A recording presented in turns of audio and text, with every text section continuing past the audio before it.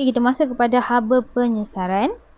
Okey, haba penyesaran ialah perubahan haba apabila satu mol logam disesarkan daripada larutan garamnya oleh satu logam lain yang lebih elektropositif.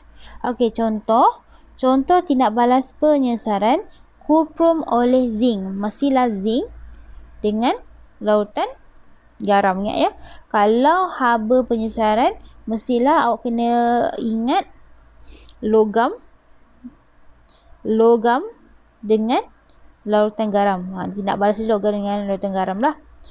So, contoh zinc. Zinc adalah logam dan kuprum sulfat adalah larutan garam. So, dia akan sesarkan apabila satu mol kuprum disesarkan daripada larutan garamnya oleh zinc. Sebab kuprum dengan zinc, mana lagi tinggi dia punya elektropositif? Mestilah kuprum lah. Haba penyesaran kuprum oleh zinc ialah negatif. Apabila kuprum disesarkan oleh zinc, keamatan warna biru larutan berkurang menjadi tidak berwarna. Yang ni kena take note lah warna ni. Okay, inilah dia iaitu jadual siri kereaktifan logam. Okey, zinc dengan kuprum, maksudnya zinc lebih elektropositif daripada kuprum. That's why dia sesarkan kuprum daripada larutan garam. Okey, ini tenaga haba.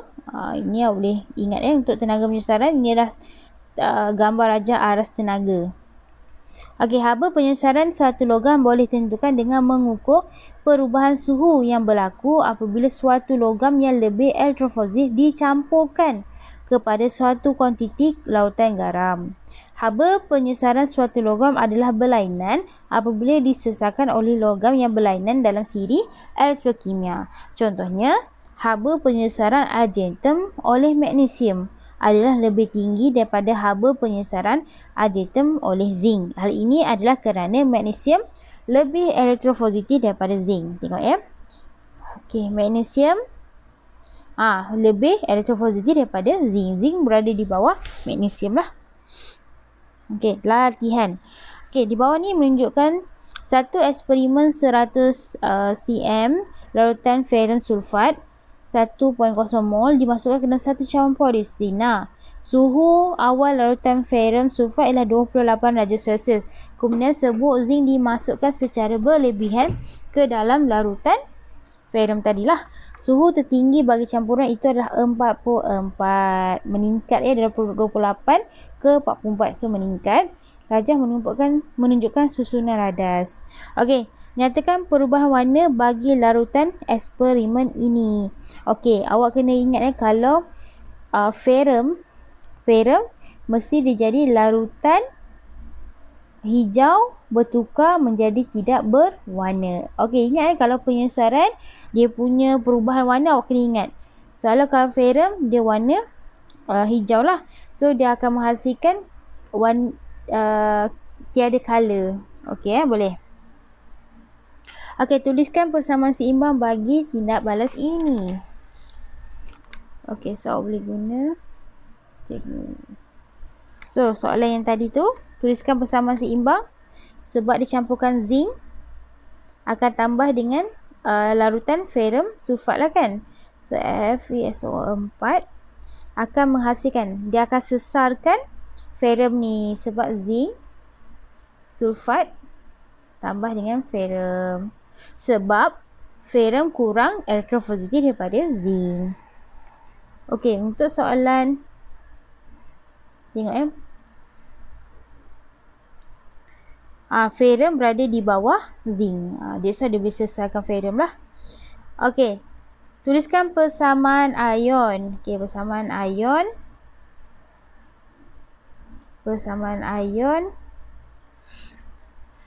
Kita ambil tadi persamaan ion. Zinc tambah dengan sulfat negatif. Oh, sorry. Positif juga dah. Ferrum, kita ambil ferrum positif 2 akan menghasilkan zinc 2 tambah dengan ferrum. Ini persamaan ion tadilah. Okey. Mengapakah zinc dimasukkan secara berlebihan ke dalam larutan ferrum sulfat? Untuk dia nak memastikan ferrum dapat disesarkan daripada larutan ferrum sulfat. Ingat ya, mengapakah zinc dimasukkan? Sebab untuk dia nak memastikan ferrum disesarkan daripada larutan ferrum sulfat. Okey, nyatakan 2 langkah yang diambil dalam eksperimen ini. Pertama, kacau campuran menggunakan termometer. Kedua, tambahkan serbuk zinc ke dalam larutan ferrum sulfat secara cepat. Okey, boleh ya? Okey, bagi tindak balas penyesaran, hitungkan jumlah tenaga haba yang dibebaskan. Tenaga haba, rumus dia awak kena ingat. Tenaga haba mestilah H sama dengan MC theta. So, M sama dengan isi padu tadi kita tengok dekat soalan 100 lah. 100. Muatan haba sama 4.2. Perubahan haba tadi 44 tolak 28 akan dapat 16. So, awak akan dapat 6720. Okey, nyatakan bilangan mol. Bilangan mol sama dengan MV per 1000. So, M tadi kita dapat berapa? Dekat soalan tadi. Okey, dalam eksperimen ni 100 cm larutan sulfat 1/0 mol. So, 100 darab dengan 0.1 mol bahagi dengan 1000 lah. So, kita dapat 0.1 mol. Okey, jumlah tenaga haba yang dibebaskan apabila ferrum disesarkan. Ini guna rumus apa kalau total tenaga haba? So, guna AH sama dengan MC theta bahagi dengan mol. MC theta kita dapat H tadi berapa? 6720 joule bahagi dengan mol 0.1 mol. Okey, so apa tadi saya ajar, bila dia jumlah tenaga haba dia mesti negatif sebab dia SO. So tukar kepada kilo. 67.2 kilojoule mol negatif 1. Okay. Lukiskan rajah aras tenaga bagi penyesaran. Okey, sama juga konsep tadi yang kita buat tadi. Kita ke sini, masuk.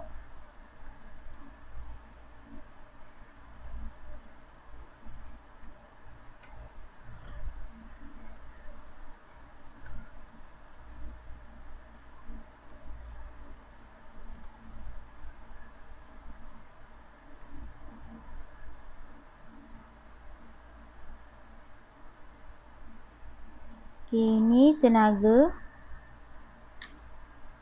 Okey, ambil persamaan tadi. Kita ambil persamaan ion tadi. Zinc tambah ferrum. Okay, so kita dapat kat sini perubahan jumlah tenaga haba tadi. Negatif sebab dia SO. 2 mol negatif 1. So, dia punya persamaan ke bawah tadi. Zinc 2 tambah dengan ferrum. Okay.